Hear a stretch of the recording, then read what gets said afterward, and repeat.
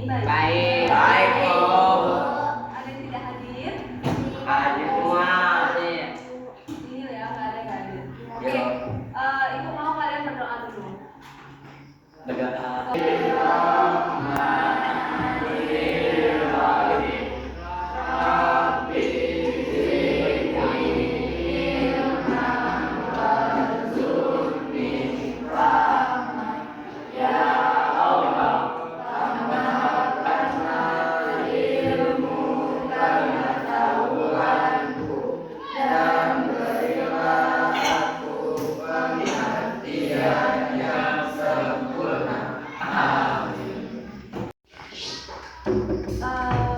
Belajar apa kita hari ini?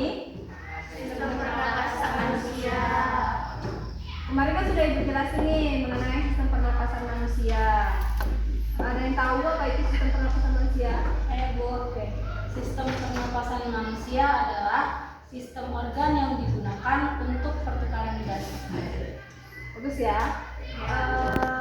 Beri aplaus dulu Pak teman.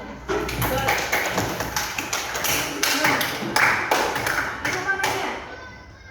Kita selama hidup itu butuh gas nggak? Ya. Butuh. Ya, ada masak. Dari mana kita butuh? Untuk apa? Untuk bernapas. Oke, untuk bernapas. Jadi hari ini kita akan belajar bagaimana sih pernapasan itu, udara itu masuk ke dalam organ tubuh kita. Dan berdiri semua.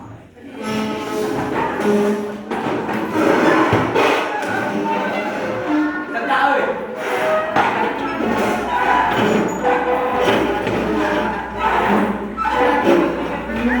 Kamu ngapain?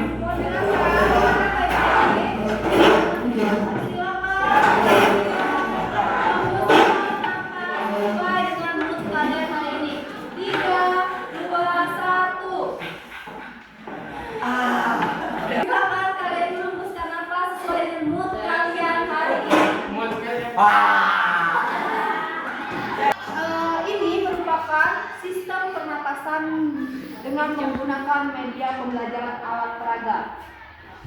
Jadi nanti ibu akan jelasin bagaimana udara itu masuk melalui hidung sampai dengan diafragma. Jadi silakan disimak baik-baik. Nanti kalian boleh perwakilan untuk menggunakan media ini.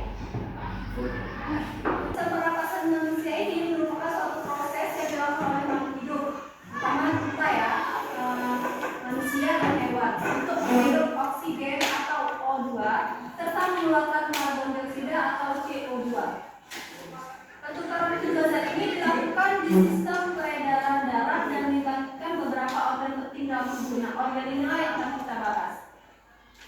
Apa sih organ penyusun sistem pernapasan manusia? Itu ada apa aja?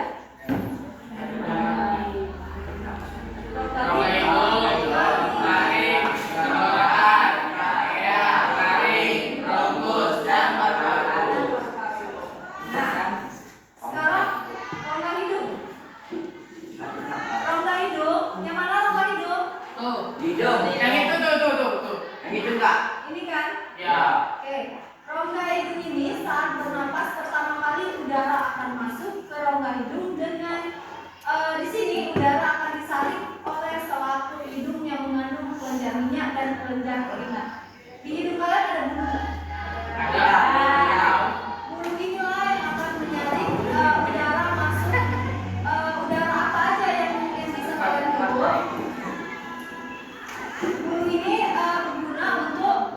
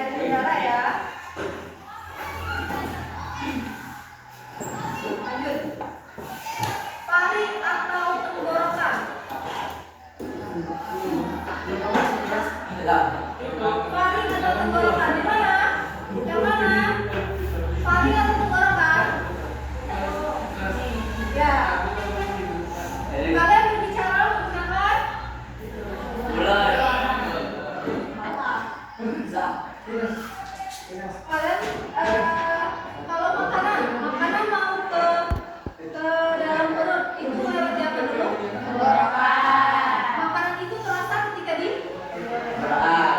atas tenggorokan. Oke. Yang mana tenggorokan? Tuh, yang itu. Yang ini ya. Tenggorokan sama jantung beda? Beda. Sama lah. Beda atau sama? Beda.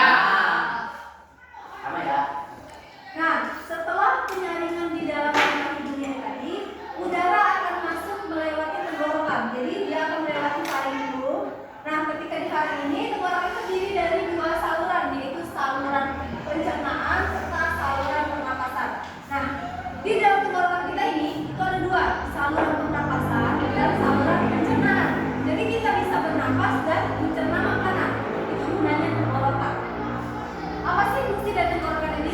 Yaitu berfungsi sebagai sistem pernapasan sebagai medium keluar masuk udara.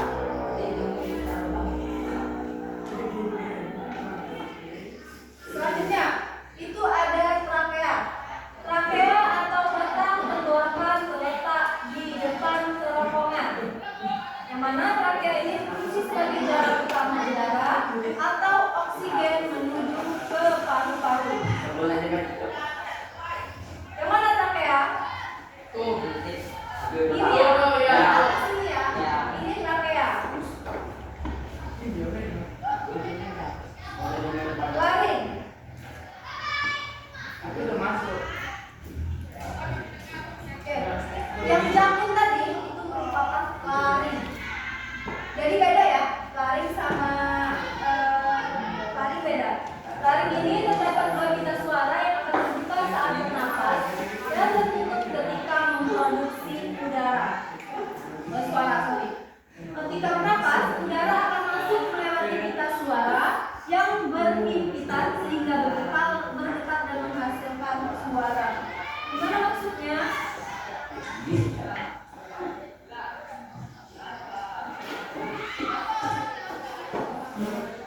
Nah, selanjutnya ada bronkus.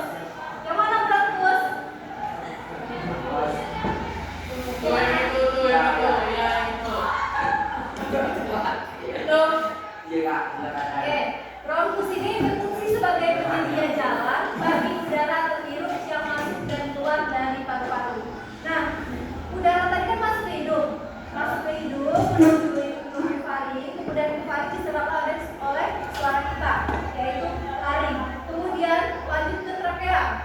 Sudah ke trakea, dia menuju ke bronkus. Bronkus ini batang dari ini, dari paru-paru. Nah, baru menuju ke paru-paru. Bronkus ini mempunyai struktur yang persis seperti batang tenggorokan. Bedanya terletak pada kehadiran tulang hewan di cabang-cabang batang tenggorokan yang mempunyai bentuk yang tidak teratur. Oke, setelah dia ke bronkus, bronkus ini memiliki cabang. Itu cabangnya sendiri, bronkiolus. Cabang dari bronkus ini ya ini, yang kemudian ada alveolus. Alveolus ini yang ini, yang bagian, nah, yang bagian ini merupakan alveolus. Alveolus ini kantung udara kecil yang berbentuk gelembung dan berfungsi untuk menukar oksigen yang dihirup dengan karbon dioksida yang dikeluarkan. Seperti yang kalian lihat, ini seperti gelembung-gelembung. Gelembung-gelembung ini terdapat banyak sekali, bahkan mungkin ribuan lebih di dalam paru-paru kita. Dia tersebar dan tidak teratur. Diafragma, yang mana dia? Diafragma? Yang bagian ini ya, yang orang ini ya. Tuh.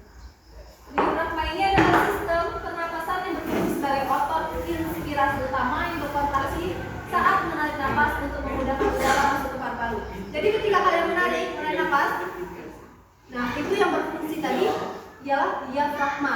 Diafragma ini menyalurkan dan menyalurkan O2 dan mengeluarkan CO2. Oke, ibu mau satu cowok satu cewek, silakan maju ke depan. Ras, kami percaya sama kamu, Ras.